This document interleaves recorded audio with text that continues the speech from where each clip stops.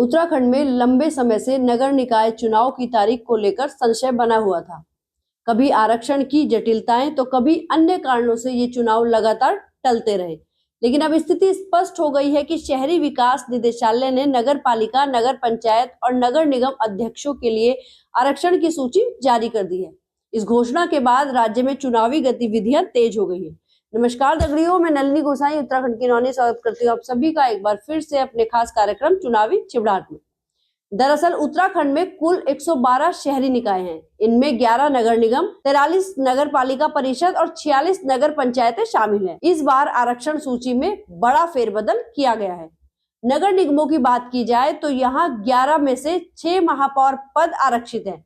नगर पालिकाओं में 43 में से 27 अध्यक्ष पद आरक्षित हैं और नगर पंचायतों में 46 में से 31 अध्यक्ष पद आरक्षित है। आरक्षण सूची की यदि बात की जाए तो ऋषिकेश नगर निगम अनुसूचित जाति के लिए रिजर्व किया गया है। इसी तरह से देहरादून नगर निगम को अनारक्षित रखा गया है। हरिद्वार नगर निगम ओबीसी महिला, रुड़की नगर निगम महिला, कोटद्वार, श्रीनगर, रुद्रपुर, काशीपुर नगर निगम अनारक्षित किए गए हैं। वहीं हल्द्वानी नगर निगम को ओबीसी, पिथौरागढ़ और अल्मोड़ा नगर निगम को महिला, मसूरी नगर पालिका को ओबीसी महिला रखा गया है। डोईवाला मुनिकीरेती नगर पालिका अनारक्षित रखी गई है।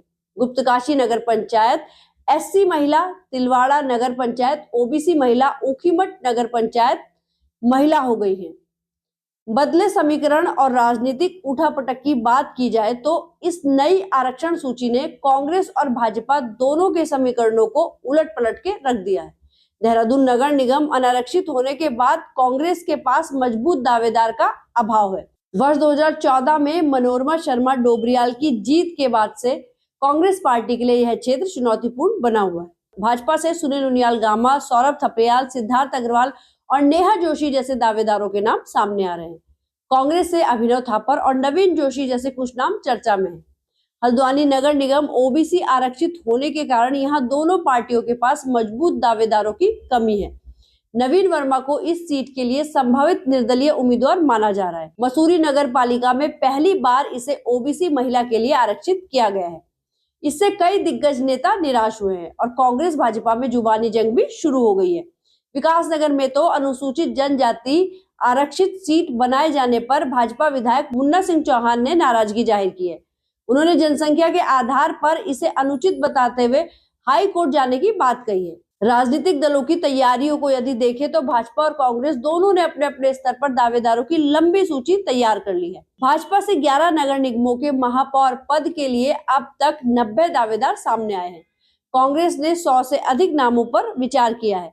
चुनावी प्रक्रिया और आगे की योजना की बात करें तो शहरी विकास निदेशालय ने सभी जिलाधिकारियों को पत्र भेजकर वार्ड आरक्षण के प्रस्ताव तैयार करने का निर्देश दिया है। 15 दिसंबर के बाद कभी भी अंतिम अधिसूचना जारी हो सकती है। इसके बाद मेयर, नगर पंचायत और नगर पालिका अध्यक्षों की अंतिम सूची घोषित की जाएगी। राज्य के 13 जिलों में सबसे अधिक 19 निकाय ऊधम सिंह नगर में है, जबकि बागेश्वर में केवल 3 निकाय हैं। मतदाता सूची भी लगभग तैयार हो चुकी है और शहरी विकास निदेशालय जल्द ही चुनाव आयोग से मुलाकात कर प्रक्रिया को अंतिम रूप देगा। नगर निकाय चुनाव को लेकर उत्तराखंड में राजनीतिक माहौल गर्म हो गया है। आरक्षण के नए समीकरणों ने कांग्रेस और भाजपा के लिए नई चुनौतियां खड़ी कर दी है। इस बार आरक्षित सीटों के बदलाव और चुनावी दांवपेच से यह देखना दिलचस्प होगा कि किस पार्टी का प्रदर्शन बेहतर रहता है। तो आप किसी पार्टी विशेष को देखकर वोट देंगे या फिर प्रत्याशी को और उसके काम को देखकर? हमें कमेंट करके जरूर बताएं। धन्यवाद।